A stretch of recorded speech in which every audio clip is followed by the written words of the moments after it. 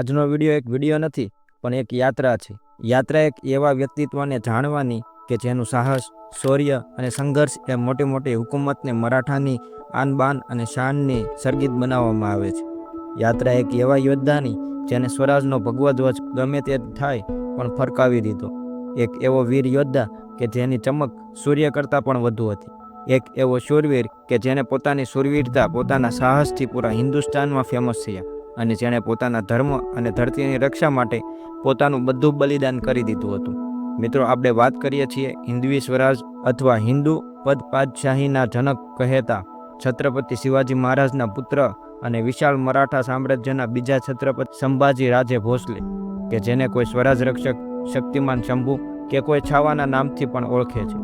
સંભાજી મહારાજનું જીવન ખાલી રણ અને યુદ્ધની કહાની નથી, પણ એક અનંત શૌર્ય અને ત્યાગની ગાથા પણ છે। આ જ વાતની વ્યાખ્યા કરતા એક કવિએ કહ્યું છે, દેશ ધર્મ પર મિટને વાલા, શેર શિવા કા છાવા, મહાપરાક્રમી પરમ પ્રતાપી એક ही શંભુ રાજા।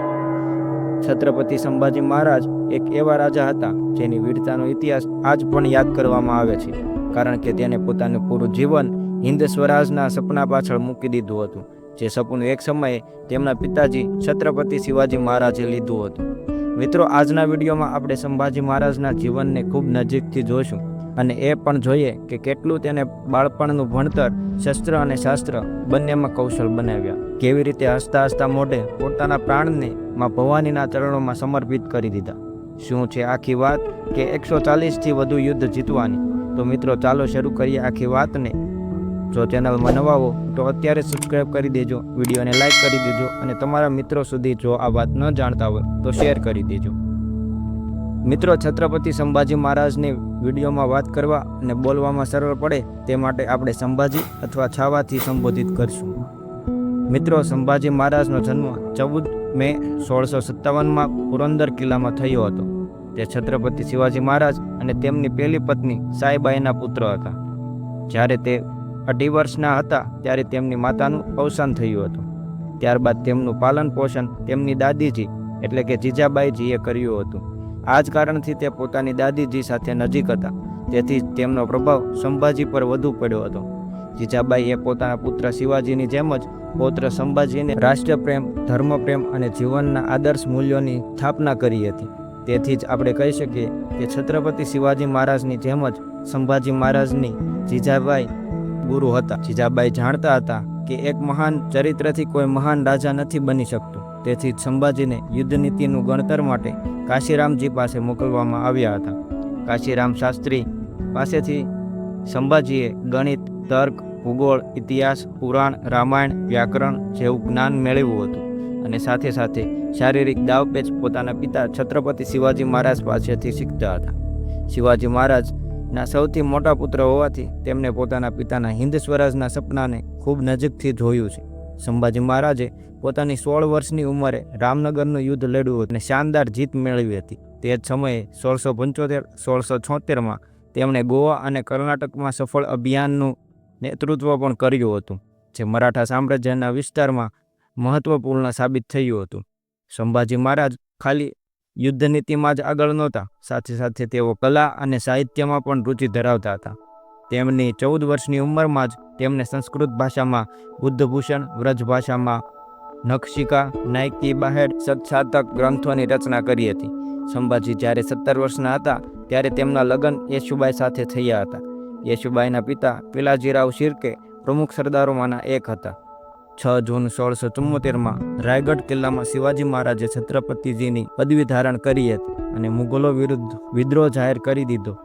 તેના આ સંઘર્ષમાં સંભાજી પણ સામેલ થયા હતા, પણ આ પહેલો મોકો નહોતો કે જેમાં સંભાજી મુગલો સામે રૂબરૂ હતા, કારણ કે 1666માં ઔરંગઝેબે શિવાજીને મુલાકાત માટે આગ્રા બોલાવ્યા હતા।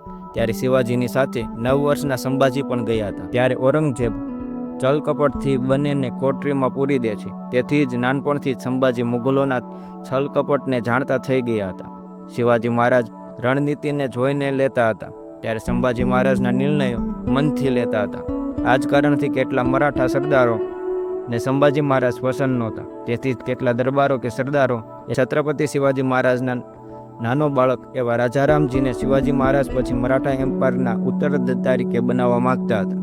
રાજા રામજીને રાજા બનાવવા ખાલી સરદારો જ નહીં, પણ તેમની માતા સોયરાબાઈ, શિવાજીની બીજી પત્ની, તે પણ ષડયંત્ર ઘડતા હતા રાજા રામજીને મહારાજા બનાવવા માટે.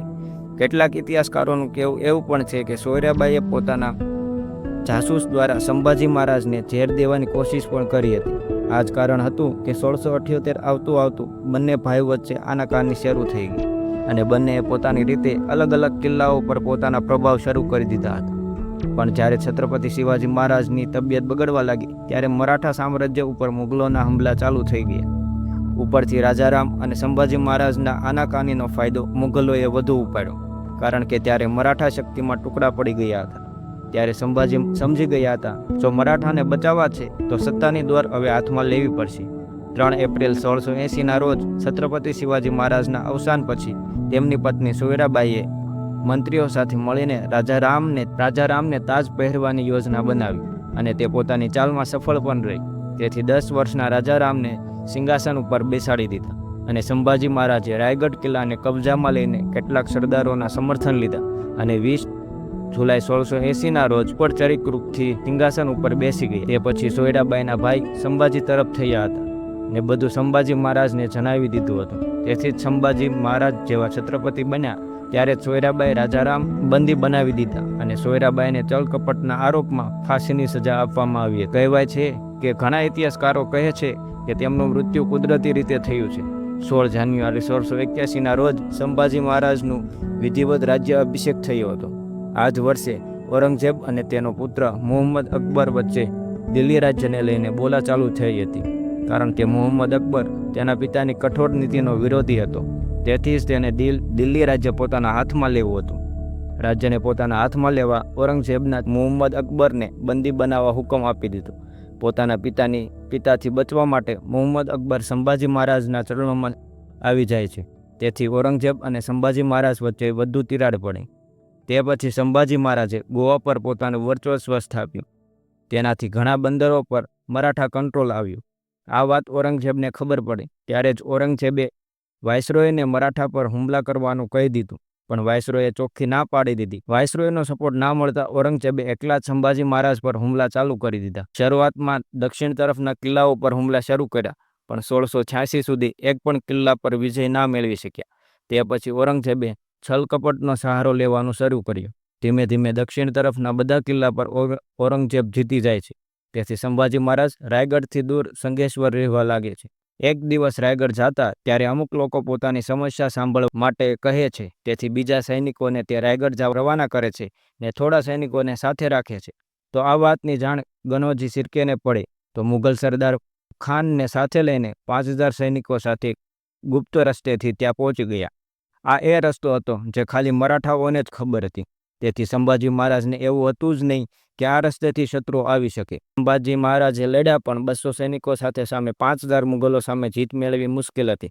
તેથી સંભાજી મહારાજ અને તેમના સલાહકાર કવિ કલશને બંદી બનાવી લેવાયા અને બંનેને અહમદનગરના બહાદુરગઢ કિલ્લામાં લઈ જવામાં આવ્યા, જ્યાં ઔરંગઝેબે બંને વીરોની જીભ કાપી અને આંખો કાઢી અને કેટલા દિવસો સુધી પીડા આપવામાં આવી. તેમને વારંવાર ઇસ્લામ કબૂલ કરવા પણ કહ્યું, પણ જ્યારે તે ન માન્યા ત્યારે 11 માર્ચ 1689ના રોજ તેમનું કત્લ કર્યું અને છત્રપતિ સંભાજી મહારાજના શરીરના ટુકડાઓને સોલાપુરની ભીમા નદીમાં ફેંકી દીધા અને નદીના કિનારે રહેતા લોકોએ ટુકડા ભેગા કરી વિધિવત અંતિમ સંસ્કાર કર્યા. મિત્રો, કહેવાય છે કે સંભાજી મહારાજે પોતાના જીવન દરમિયાન 140 યુદ્ધ લડ્યા છે અને બધા જીત્યા છે, પણ છેલ્લે પોતાના જ લોકોના વિશ્વાસઘાતથી હારી ગયા. પણ છત્રપતિ સંભાજી મહારાજ એક ડાયરેક્ટ યુવા માટે પ્રેરણારૂપ છે. મિત્રો, મોરલ ઓફ ધ સ્ટોરી એટલું સમજવા મળ્યું કે છત્રપતિ સંભાજી મહારાજ પાસેથી કે બાટેંગે તો કટેંગે. મિત્રો, તમને પણ એવું કંઈક સમજવું હોય તો કમેન્ટ કરી દેજો અને આવા જ વિડીયો જોવા માટે ચેનલને સબસ્ક્રાઈબ કરી દેજો. મળીએ એક નવા વિડીયો સાથે. જય હિન્દ.